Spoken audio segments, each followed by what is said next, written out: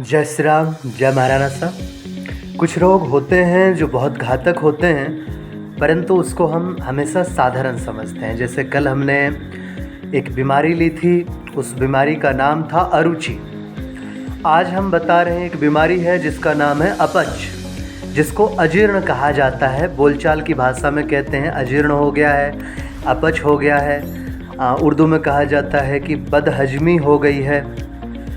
इसमें रोगी का भोजन ठीक से पच नहीं पाता है और अक्सर कर रोगियों को भूख लगनी भी बंद हो जाती है। तो रोगी प्रायः वैद्य या चिकित्सक के पास जाएंगे तो बोलेंगे जी मेरा पेट ठीक से रहता नहीं है, पेट नहीं भरता है, पेट में भारीपन है, गैस बन रहा है, आदि आदि समस्या वो बताएंगे।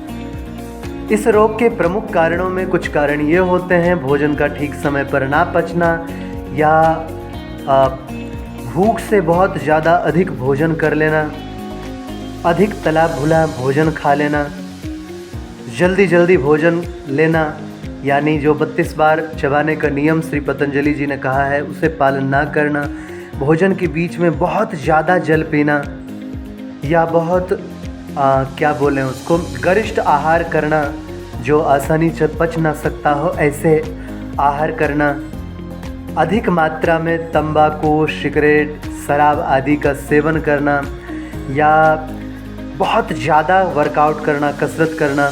या एक कारण ये भी होता है, कुछ लोग अपने पेट के ऊपर बहुत टाइट बेल्ट बांधते हैं, जीन्स आदि पहनते हैं, वो कारण भी होता है इस रोग का।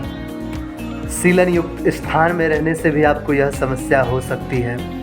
और जो पिछले रोग में हमने बताया था कि भोजन करने के उपरांत कभी भी संभोग नहीं करना चाहिए, यह जो करता है उसका भोजन फिर ठीक ढंग से नहीं पचता है, उसे अपच नाम की बीमारी हो जाती है।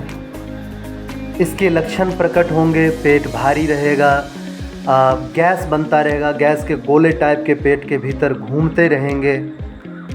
कभी कभी तो ऐसा होता है कि पेट के भीतर से मुख में खट्टा पानी आ जाएगा, सुस्ती बनी रहेगी, मन नहीं लगेगा, कभी कभी उल्टी जैसा लगेगा, कभी कभी ऐसा होता है कि पेट में दर्द भी होने लग जाता है।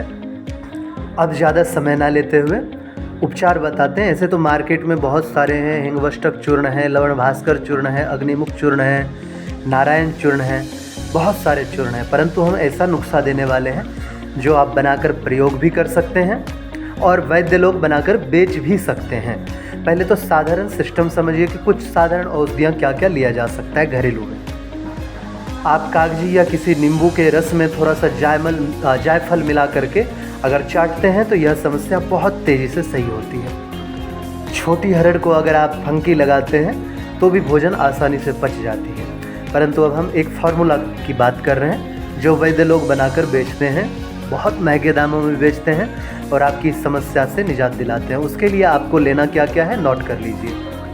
काली जीरी, काला जीरा अलग होता है, जीरी अलग होती है। काली जीरी, राई यानी सरसों, और पुराना गुड़, उसको काला गुड़ भी कहा जाता है, 1 साल 2 साल 3 साल जो पुराना गुड़ होता है। इन तीनों को समान मात्रा में ले लीजिए, 100-100 ग्राम या 200-200 ग्राम ले लीजिए और इसको पीस करके मिक्स करके, जंगली बेर जितना बड़ा होता है ना, इतना बड़ा, करीब 4 चने के बराबर, या ना 4 चना ज़्यादा होगा, 2 चने के बराबर, तो समझिए यह आपकी औषधि तैयार हो चुकी है। इसका एक वटी आप साधारण जल के साथ प्रातःकाल सायंकाल अगर सेवन करते हैं तो ये जो अपच, बदहजमी, जिसको अजीर्ण कहा जाता है, यह बीमारी जड़ से समाप्त हो जाएगी। अगला नुस्खा लाएंगे पथरी के लिए, तो सावधानी से सुनें और हो सके तो इसको शेयर करें, हो सके तो चैनल को सब्सक्राइब करें, और अगर आपको पसंद आती है तो अपने उन मित्रों के पास भी भेजें जिनको यह समस्या है। तब मिलते हैं। जय श्री राम, जय महाराणा।